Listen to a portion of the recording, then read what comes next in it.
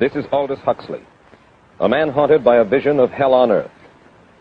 A searing social critic, Mr. Huxley, 27 years ago, wrote Brave New World, a novel that predicted that someday the entire world would live under a frightful dictatorship. Today, Mr. Huxley says that his fictional world of horror is probably just around the corner for all of us. We'll find out why in a moment. The Mike Wallace Interview, presented by the American Broadcasting Company in association with the Fund for the Republic, brings you a special television series discussing the problems of survival and freedom in America. Good evening, I'm Mike Wallace. Tonight's guest, Aldous Huxley, is a man of letters, as disturbing as he is distinguished. Born in England, now a resident of California, Mr. Huxley has written some of the most electric novels in social criticism of this century. He's just finished a series of essays called Enemies of Freedom, in which he outlines and defines some of the threats to our freedom in the United States. And Mr. Huxley, right off the bat, let me ask you this. As you see it, who and what are the enemies of freedom here in the United States? Well, I don't think you can say who in the United States. I don't think there are any sinister persons deliberately trying to rob people of their freedom. But I do think, first of all, that there are a number of impersonal forces which are pushing in the direction of less and less freedom. And I also think that there are a number of technological devices which anybody who wishes to use can use to accelerate this process of going away from freedom, of imposing control. Well, what are these forces and these devices, Mr. Huxley? I should say that there are two main impersonal forces. The first of them is not exceedingly important in the United States at the present time, though very important in other countries. This is the force which in general terms can be called overpopulation, the mounting pressure of population pressing upon existing resources. This, of course, is an extraordinary thing. Something is happening which has never happened in the world's history before. I mean, let's just take a simple fact that between the time of the birth of Christ and the landing of the Mayflower, the population of the Earth doubled. It rose from 250 million to probably 500 million. Today, the population of the Earth is rising at such a rate that it will double in half a century. Well, why should overpopulation work to diminish our freedoms? Well, in a number of ways. I mean, the experts in the field, like Harrison Brown, for example, pointed out that in the underdeveloped countries, actually the standard of living is at present falling, that people have less to eat and less goods per capita than they had 50 years ago.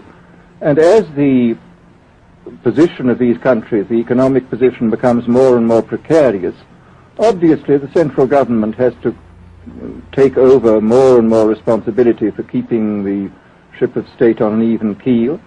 And then, of course, you're likely to get social unrest under such conditions, with again an intervention of the central government. So that I think one sees here a pattern which seems to be pushing very strongly towards a totalitarian regime. And unfortunately, as in all these underdeveloped countries, the only highly organized political party is the Communist Party, it looks rather as though they will be the heirs to this unfortunate process, that they will step into the position of power. Well, then, ironically enough, one of the greatest forces against communism in the world, the Catholic Church, according to your thesis, would seem to be pushing us directly into the hands of the communists because they are against birth control. Well, I think this strange paradox probably is true. There is it's an extraordinary situation, actually. I mean, one has to look at it, of course, from a biological point of view. The whole essence of biological life on Earth is a question of balance, and what we have done is to practice death control in a most intensive manner without balancing this with birth control at the other end. Consequently, the birth rates remain as high as they were, and death rates have fallen substantially. All right, then. So much for the time being, anyway, for overpopulation. Another force that is diminishing our freedoms. Well, another force which I think is very strongly operative in this country is the force of what may be called over-organization. As technology becomes more and more complicated, it becomes necessary to have more and more elaborate organizations, more hierarchical organizations. And incidentally, the advance of technology has been accompanied by an advance in the science of organization. It's now possible to make organizations on a larger scale than was ever possible before. And so that you have more and more people living their lives out as subordinates in these hierarchical systems controlled by bureaucracies, either the bureaucracies of big business or the bureaucracies of big government. Now, the devices that you were talking about, are there specific devices or methods of communication which diminish our freedoms in addition to overpopulation and over-organization? Well, there are certainly devices which can be used in this way. I mean, let us take, after all, a piece of very recent and very painful history is the propaganda used by Hitler, which was incredibly effective. I mean, what were Hitler's methods? Hitler used terror on the one kind, brute force on the one hand, but he also used a very efficient form of propaganda, which he was using every modern device at that time. He didn't have TV, but he had the radio, which he used to the fullest extent, and was able to impose his will on an immense mass of people. I mean, the Germans were a highly educated people. Well, we're aware of all this, but how do you equate Hitler's use of propaganda with the way that propaganda, if you will, is used, let us say, here in the United States? Are you suggesting that there is a parallel? Needless to say, it's not being used in this way now, but the point is, it seems to me, that there are methods at present available, methods superior in some respects to Hitler's methods, which could be used in a bad situation. I mean, what I feel very strongly is that we mustn't be caught by surprise by our own advancing technology. This has happened again and again in history.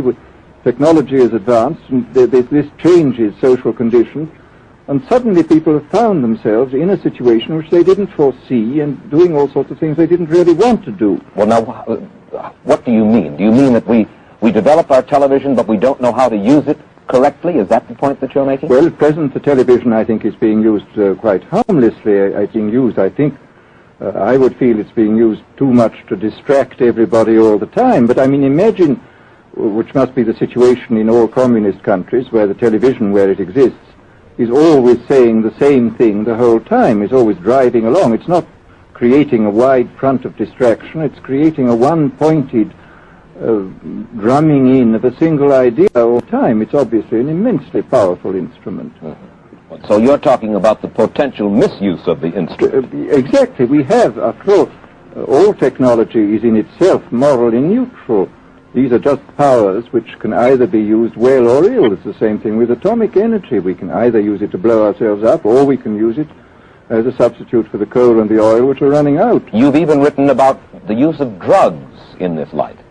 Well, now, this is a very interesting subject. I mean, in this book that you mentioned, this book of mine, Brave New World, I postulated a substance called soma, which was a very versatile drug. It would make people feel happy in small doses. It would make them see visions in medium doses, and it would send them to sleep in large doses. Well, I don't think such a drug exists now, nor do I think it will ever exist, but we do have drugs which will do some of these things, and I think it's quite on the cards that we may have drugs which will profoundly change our mental states without doing us any harm. I mean, this is the pharmacological revolution which has taken place, that we have now powerful mind-changing drugs which, physiologically speaking, are almost costless. I mean, they are not like opium or like cocaine, which do change the state of mind, but leave terrible results physiologically and morally. Mr. Huxley, in your new essays, you state that these various enemies of freedom, are pushing us toward a real-life, brave new world, and you say that it's awaiting us just around the corner. First of all, can you detail for us what life in this brave new world which you fear so much, or what life might be like? Well, to start with, I think this kind of the dictatorship of the future, I think will be very unlike the dictatorships which we've been familiar with in the immediate past. I mean, take another book prophesying the future, which was a very remarkable book, George Orwell's 1984. Well, this book was written at the height of the Stalinist regime and just after the Hitler regime. And there he foresaw a dictatorship using entirely the methods of terror, the methods of physical violence. Now, I think what is going to happen in the future is the dictators will find, as the old saying goes, that you can do everything with bayonets except sit on them. But if you want to preserve your power indefinitely, you have to get the consent of the ruled. And this they will do partly by drugs, as I foresaw in Brave New World, partly by these new techniques of propaganda. They will do it by bypassing the sort of rational side of man and appealing to his subconscious and his deeper emotions and his physiology even, and so making him actually love his slavery. I mean, I think this is the danger, that actually people may be in some ways happy under the new regime, but they will be happy in a situation where they oughtn't to be happy. But let me ask you this. You're talking about a world that could take place within the confines of a totalitarian state. Let's become more immediate, more urgent about it. We believe, anyway, that we live in a democracy here in the United States. Do you believe that this brave new world that you talk about could, let's say in the next quarter century, the next century, could come here to our shores? I think it could. I mean, that's why I feel it's so extremely important here and now to start thinking about these problems, not to let ourselves be taken by surprise by the new advances in technology. I mean, for example, in regard to the use of the drugs, we know there's enough evidence now for us to be able, on the basis of this evidence and using a certain amount of creative imagination, to foresee the kind of uses which could be made by people of bad will with these things, and to attempt to forestall this. And in the same way, I think with these other methods of propaganda, we can foresee and we can do a good deal to forestall. I mean, after all, the price of freedom is eternal vigilance. You write in Enemies of Freedom, you write specifically about the United States. You say this, writing about American political campaigns. You say, all that is needed is money and a candidate who can be coached to look sincere. Political principles and plans for specific action have come to lose most of their importance. The personality of the candidate, the way he is projected by the advertising experts, are the things that really matter. Well, this is... during the last campaign, there was a great deal of this kind of statement by the advertising managers of the campaign parties, this idea that the candidates had to be merchandised as though they were soap or toothpaste, and that you had to depend entirely on the personality. I mean, the personality is important, but there are certainly people with an extremely amiable personality, particularly on TV, who might not necessarily be very good in positions of political trust. Well, do you feel that men like Eisenhower, Stevenson, Nixon, with knowledge of forethought, were trying to pull the wool over the eyes of the American public? No, but they were being advised by powerful advertising agencies who were making campaigns of a quite different kind from what had been made before. And I think we shall see probably all kinds of new devices coming into the picture. I mean, for example, this thing which got a good deal of publicity last autumn, subliminal projection. I mean, as it stands, this thing, I think, is of no menace to us at the moment. But I was talking the other day to one of the people who has done most experimental work in the psychological laboratory with this, were saying precisely this, that it is not at the moment a danger, but once you've established a principle that something works, you can be absolutely sure that the technology of it is going to improve steadily.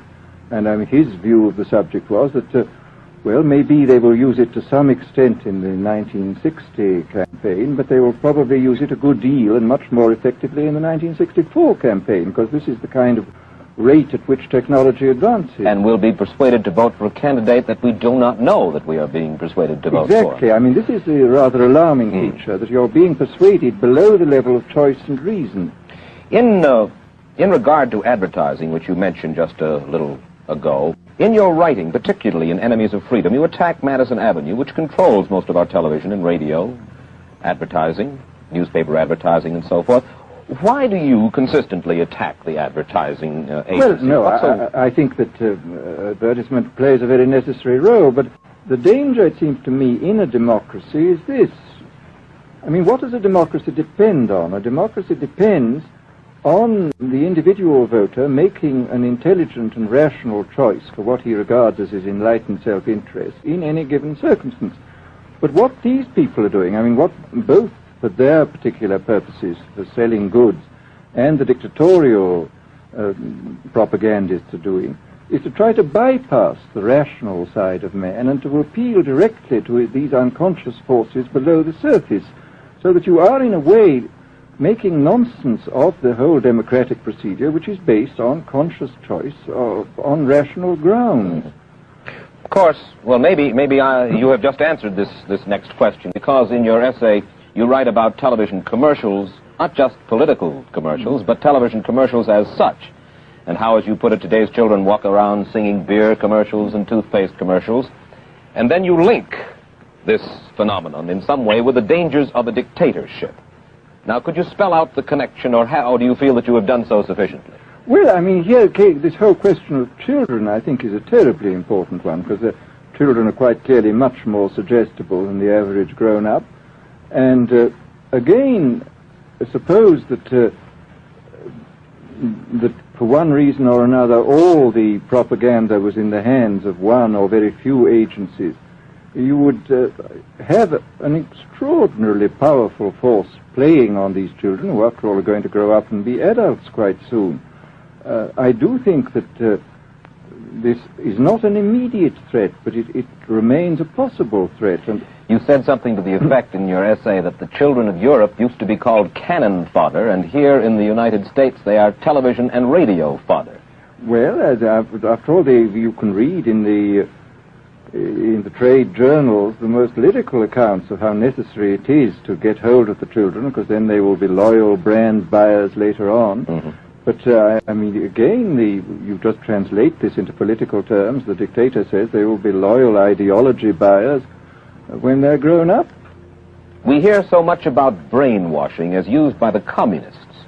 Do you see any brainwashing other than that which we've just been talking about that is used here in the United States? Other forms of brainwashing? Not in the form that has been used in China and in Russia, because this is essentially the application of propaganda methods, the most violent kind, to individuals. It's not a shotgun method like the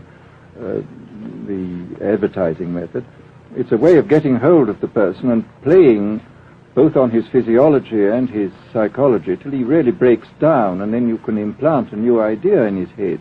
I mean, the descriptions of the methods are really blood-curdling when you read them, and not only the methods applied to political prisoners, but the methods applied, for example, to the training of the young communist administrators and missionaries.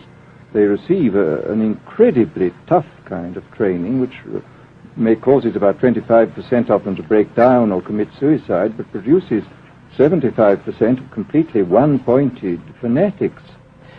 The question, of course, that keeps coming back to my mind is this. Obviously, politics in themselves are not evil. Television is not in itself evil. Atomic energy is not evil. And yet you seem to fear that it will be used in an evil way. Why is it that the right people will not, in your estimation, use them? Why is it that the wrong people will use these various devices and for the wrong motives? Well, I think one of the reasons is that these are all instruments for obtaining power, and obviously the passion for power is one of the most moving passions that exist in man, and after all, all democracies are based on the proposition that power is very dangerous and that it's extremely important not to let any one man or any one small group have too much power for too long a time. After all, what are the British and American constitutions except devices for limiting power? And all these new devices are extremely efficient instruments for the imposition of power by small groups over larger masses. Well, you ask this question yourself in Enemies of Freedom. I'll put your own question back to you. You ask this: in an age of accelerating overpopulation, of accelerating overorganization, and ever more efficient means of mass communication, how can we preserve the integrity and reassert the value of the human individual? You put the question. Now here's your chance to answer it, Mr. Huxley. Well, this is obviously, first of all, it's a question of education. I think it's terribly important to insist on individual values. I mean, there is a tendency, as you probably read a book by White, The Organization Man, a very interesting, valuable book, I think, where he speaks about the new type of group morality, group ethic, which speaks about the group as though the group was somehow more important than the individual. But this seems, as far as I'm concerned, to be in contradiction with what we know about the genetical makeup of human beings, that every human being is unique. And it is, of course, on this genetical basis that the whole idea of the value of freedom is based. And I think it's extremely important for us to stress this in all our educational life. And I would say it's also very important to teach people to be on their guard against the sort of verbal booby traps into which they're always being led, to analyze the kind of things that are said to them. Well, I think there is this whole educational side, and I think there are many more things that one could do to strengthen people and to make them more aware of what was being done. You're a prophet of decentralization. Well, yes, if this is feasible. It's one of the tragedies, it seems to me. I mean, many people have been talking about the importance of decentralization in order to give back to the voter a sense of direct power. I mean, the voter in an enormous electorate feels quite impotent, and his vote seems to count for nothing. This is not true where the electorate is small and where he is dealing with a group which he can manage and understand. And if one can, as Jefferson, after all, suggested, break up the units into smaller and smaller units, and so get a real self-governing democracy. Well, that was all very well in Jefferson's day, but how can we revamp our economic system and decentralize, and at the same time meet militarily and economically the tough challenge of a country like Soviet Russia? Well, I think the answer to that is that there are, it seems to me that industrial production is of two kinds. I mean, there are some kinds of industrial production which obviously need the most tremendously high centralization, like the making of automobiles, for example. But there are many other kinds where you could decentralize quite easily and probably quite economically, and that you would then have this kind of decentralized life. After all, you begin to see it now if you travel through the South, this decentralized textile industry which is springing up there. Mr. Huxley, let me ask you this, quite seriously. Is freedom necessary? As far as I'm concerned, it is, yes. Why? Is it necessary for a productive society? Yes, I should say it is. I mean, a genuinely productive society. I mean, I think you could produce plenty of goods without much freedom, but I think the whole sort of creative life of man is ultimately impossible without a considerable measure of individual freedom, that initiative, creation, all these things which we value, and I think value properly, are impossible without a large measure of freedom. Well, Mr. Huxley, take a look again at the country which is in the stance of our opponent anyway it would seem to be there, Soviet Russia. It is strong and getting stronger economically, militarily. At the same time, it's developing its art forms pretty well. It seems not unnecessarily to squelch the creative urge among its people, and yet it is not a free society. It's not a free society, but here is something very interesting, that those members of the society, like the scientists, who are doing the creative work, are given far more freedom than anybody else. I mean, it's a privileged aristocratic society in which, provided that they don't poke their noses into political affairs, these people are given a great deal of prestige, a considerable amount of freedom, and a lot of money. I mean, this is a very interesting fact about the new Soviet regime, and I think what we're going to see is a people on the whole with very little freedom, but with an oligarchy on top enjoying a considerable measure of freedom and a very high standard of living. And the people down below, the epsilons down below, enjoying very little. And you think that that kind of situation can long endure? I think it can certainly endure much longer than a situation in which everybody is kept down. Because, I mean, they can certainly get their technological and scientific results on such a basis. Well, the next time that I talk to you then, perhaps we should investigate further the possibility of the establishment of that kind of a society, where the drones work for the queen bees up above. Well, but yes, but I must say I still believe in democracy. If we can make the best of the creative activities of the people on top, plus those of the people on the bottom, so much the better. Mr. Huxley, I surely thank you for spending this half hour with us, and I wish you Godspeed, sir. Thank you. Aldous Huxley finds himself these days in a peculiar and disturbing position. A quarter of a century after prophesying an authoritarian state in which people were reduced to ciphers, he can point at Soviet Russia and say, "I told you so." The crucial question, as he sees it now, is whether the so-called free world is shortly going to give Mr. Huxley the further dubious satisfaction of saying the same thing about us. Stay tuned for a preview of next week's interview. Till then, Mike Wallace, good night.